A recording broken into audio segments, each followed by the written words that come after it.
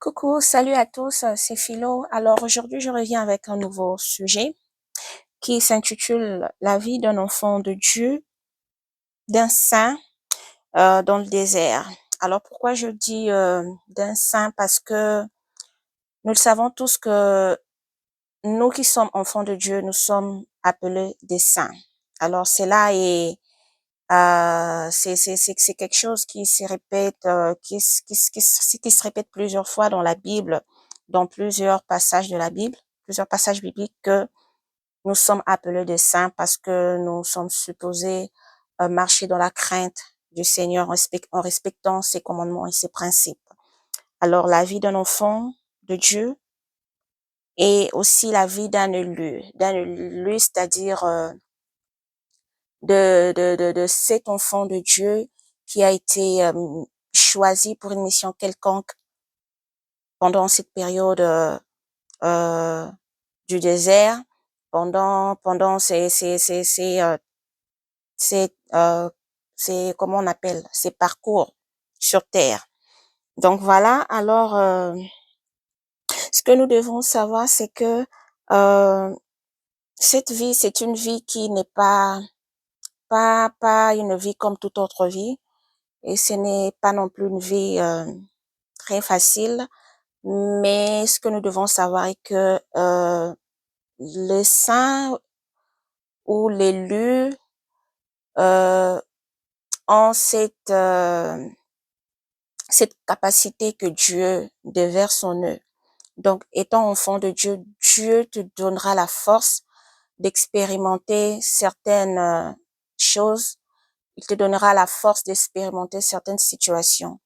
Donc, Dieu ne peut pas te mettre dans une situation dans laquelle il sait que tu n'aboutiras pas à tu n'aboutiras pas ou tu ne pourras t'en sortir ou que tu ne sauras comment comment vivre, comment se vivre. Donc, alors Dieu te donnera cette force de traverser cette période dans laquelle tu te trouves. Alors déjà, la vie d'un enfant de Dieu ou d'un élu, c'est un processus divin. On va appeler ça comme ça. C'est un processus divin qui te prépare à ta nouvelle version, qui te prépare à ta vraie version, dans la vraie version de toi. Donc, pendant cette période, tu es dans un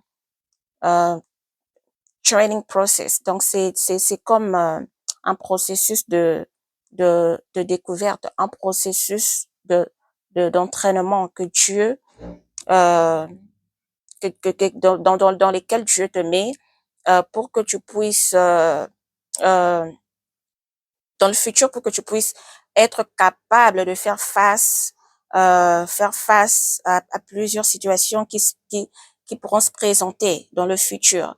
Alors, nous avons ces traversées du désert qui est une formation divine qui te permet de te découvrir toi-même, c'est-à-dire découvrir ta vraie identité, euh, découvrir ta vraie identité, c'est-à-dire que lorsque nous naissons, nous, nous ne nous connaissons pas. Donc, tu nais, mais tu ne connais pas qui tu es vraiment. Alors, c'est dans ton parcours de vie, lorsque ton temps arrive, Dieu devra, Dieu devra te, te transformer. Alors, c'est une transformation qui va mollo mollo. Alors, Dieu prendra le temps de te, de te donner prendra le temps de te donner euh, comment dirais-je, de te donner cette connaissance de ta propre personne. Alors, c'est en quelque sorte comme un apprentissage, euh, l'apprentissage donc de la parole de Dieu. Donc, pendant cette période de désert, pendant cette période d'isolement, c'est dans cette période-là que Dieu t'écarte. Donc, il te prend, il te met à part. C'est parce que il t'avait déjà choisi, donc il t'avait déjà pointé. Alors, pour une certaine mission, pour une mission quelconque. Alors, avant d'entamer un nouveau chapitre de ta vie, Dieu doit te transformer. Il doit faire un grand travail. Il ne peut pas te laisser aller affronter quelque chose là dehors pendant qu'il sait que tu as besoin d'une transformation, tu as besoin d'une connaissance, tu as besoin d'être revêtu de ta vraie identité, de ta vraie version, de ta vraie personne. Alors, c'est durant cette période que euh, Dieu t'éloigne des autres, que Dieu t'isole.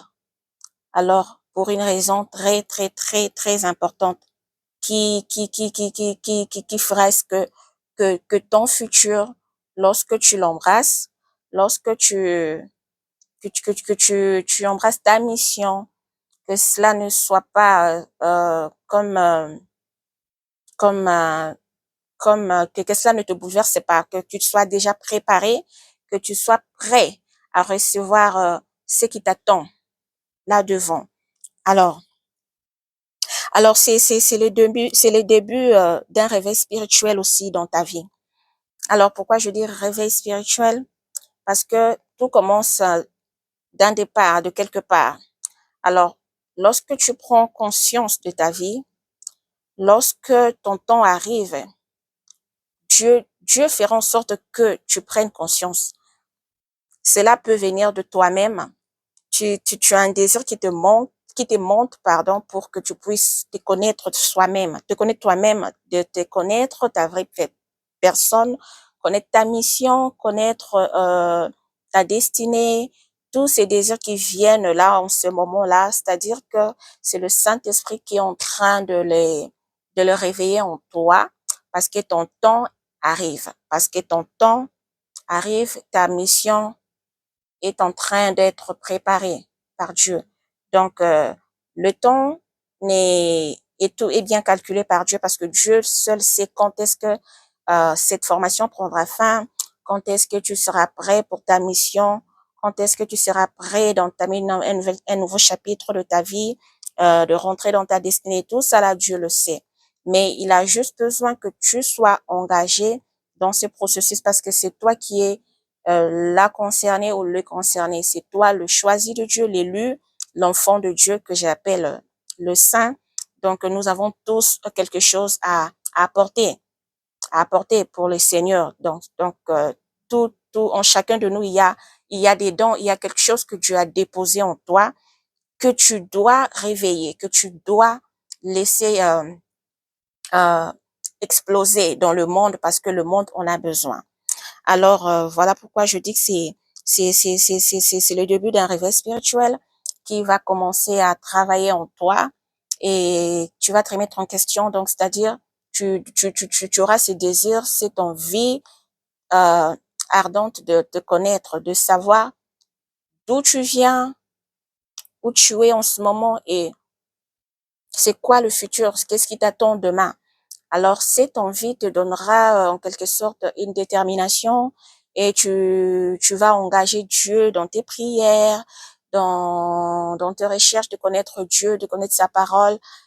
Tu vas engager Dieu, tu vas chercher cette connexion, cette communication avec Dieu afin de te connaître, de savoir pourquoi est-ce que je suis là, pourquoi telle ou telle chose ne marche pas dans ma vie, pourquoi est-ce que, donc voilà, pourquoi est-ce que je tourne à rond? Pourquoi est-ce que... Donc, toutes ces questions qui viennent, en fait, c'est déjà un réveil spirituel parce qu'à partir de ces questions que Dieu, maintenant, euh, commencera à travailler, à faire un travail en toi. Donc, c'est un peu ça. Donc, Dieu va commencer à te former spirituellement et le Saint-Esprit va t'enseigner les choses spirituelles telles que les techniques de combat spirituel, les techniques de protection, que ce soit physique ou spirituel.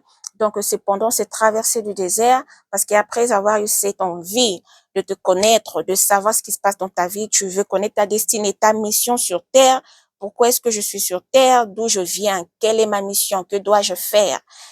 Parce que nous avons tous un parcours. Donc, nous avons tous une histoire écrite quelque part. Donc, cette histoire doit s'accomplir, cette histoire doit servir le monde. Donc, tu es là pour une raison. Ce n'est pas par hasard que Dieu t'a mis dans le monde. Donc, il y a quelque chose, il y a forcément quelque chose que tu dois faire. Il y a forcément une mission que tu dois accomplir. Alors, tu ne peux pas le faire seul. Tu ne peux pas la connaître seul, cette mission. Donc, d'où tu devras te mettre en question et cela te poussera à commencer à chercher Dieu. Et cette envie de chercher Dieu, c'est un déclenchement d'un réveil spirituel en toi. Et cela ne se fait pas par hasard, tout est planifié par Dieu. Et Dieu sait déjà, parce que même avant que tu naisses, il te connaissait déjà, il connaît ta mission sur terre. Alors cette envie, lorsqu'elle vient, donc ça veut dire que ton temps approche. Ça veut dire qu'il est maintenant temps que tu te réveilles, que tu avances avec Dieu, et Dieu fera un travail en toi. Et lorsque tout sera prêt, boum, tu exploses et Dieu te sort. Et tu vas faire ce que tu as à faire. Alors, parmi ces choses que je viens de citer, les techniques de combat spirituel, les techniques de protection physique ou spirituelle, tout cela, ça se passe dans cette période d'isolement, dans cette période de désert que tu es en train de traverser. Il y a tout un enseignement sur la parole de Dieu que le Saint-Esprit va faire.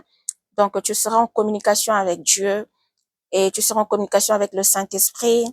Donc, il faut savoir que ces périodes de désert, ce n'est pas juste une période où tu es là, tu te dis, bon, pour moi, c'est comme un repos. Et moi, en tout cas, j'aime cet isolement. Je suis là, ça me va, c'est bon, c'est tout. Ok, oui, c'est vrai. C'est comme si Dieu, c'est pas comme si, mais c'est vraiment que Dieu t'a éloigné de tout ce qui pourrait être comme, tempête ou vent et tout. Même pendant ces périodes de désert, nous sommes toujours attaqués, donc nous ne sommes pas épargnés, mais nous avons la protection de cette main divine. Alors que ces périodes d'isolement ne soient pas pour vous comme une période de paresse, non. Alors c'est une période dans laquelle vous devez en profiter. Tu dois en profiter pour nourrir, pour travailler sur cette connexion avec Dieu. Travailler sur cette connexion, nourrir cette amitié avec le Saint-Esprit, avoir plus de temps de connexion avec Dieu. Donc, voilà ce que je peux dire. On va lire dans le livre de Éphésiens, Éphésiens chapitre 6, à partir du 10e verset. Et la parole dit, au reste, fortifiez-vous dans le Seigneur et par sa force toute puissante. Revêtez-vous de toutes les armes de Dieu afin de pouvoir tenir ferme contre les ruses du diable.